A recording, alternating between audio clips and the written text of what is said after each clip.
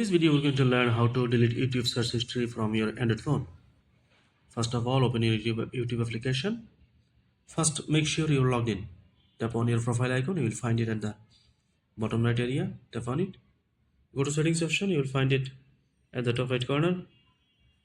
If you scroll down, you will find manage all history. There is a pop-up option. Select Chrome.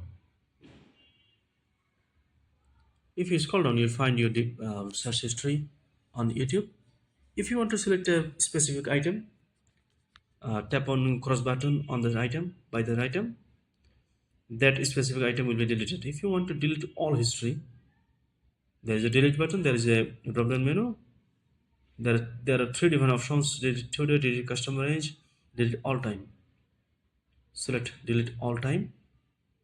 Select delete. Click cut it. See, all your history, YouTube search history is gone. That's how you can manage YouTube search history on your Android phone.